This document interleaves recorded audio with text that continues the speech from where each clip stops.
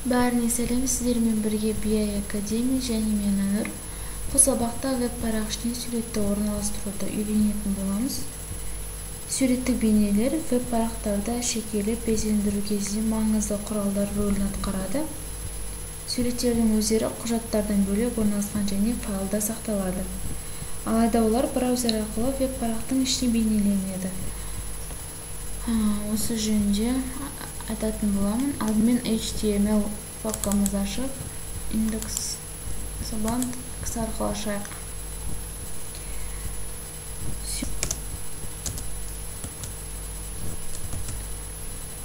Суретті орналастыру үшін бізге EMG-тегі көмектеседі. Бұл тек source атрибуты арқылы жазылады. Оның мәні абсолюттік және салыстырмалы түрде жазылған бейнелеу файлының URL адресін көрсетеді. Құжатты экранға шығарғанда міндетті түрде құрамындағы суреттермен бейнеленеді. Sourceға біз суретіміздің атын жазамыз, яғни image.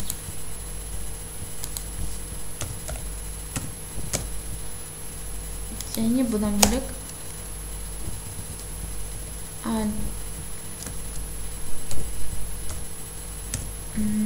бұл суретке түсініктеме.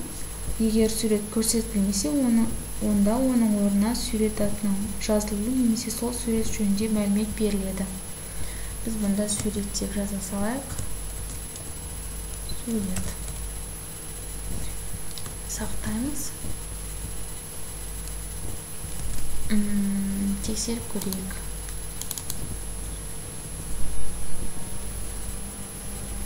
Біздің суретіміз көрсетілмеді. Оның орнына альттағы жаңа мәлімет жазылып тұр. Мұнда форматын кетпін. PNG міндетті түрде жазылу керек.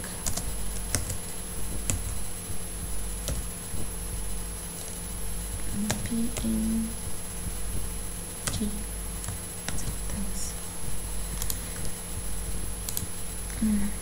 суретіміз шықты. Және де тағы суреттің биіктігін пиксельмен немесе терезе биіктігінің пайызымен беруге болады. Бұл height деген.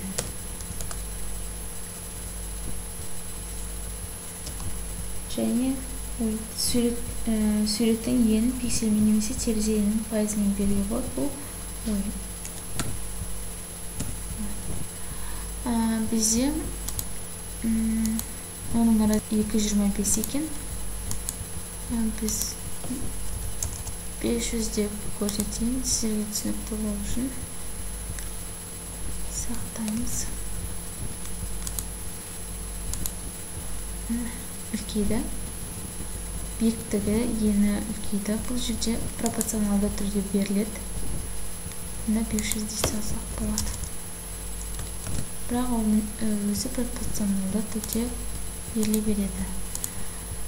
500 демей, 200 дейік. 200 дейік. Сақтаймыз.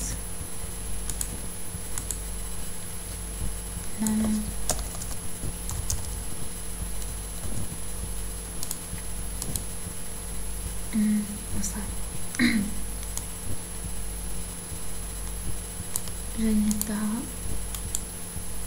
егер біз папка ашып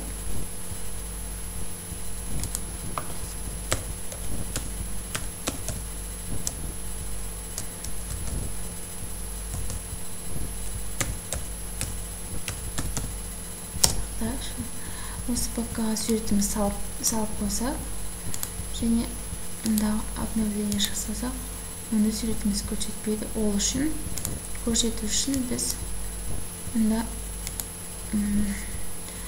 папкамыздың атын жазамыз. Image.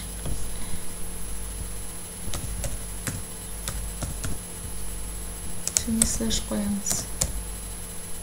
Сақтаймыз. Көрсетілді. Осымен веб-парақ ішіне сурет орналастыру жайлы сабағым аяқталды. Назарларыңызға рахмет. Сіздермен бірге BI Академия және мен Айнұр.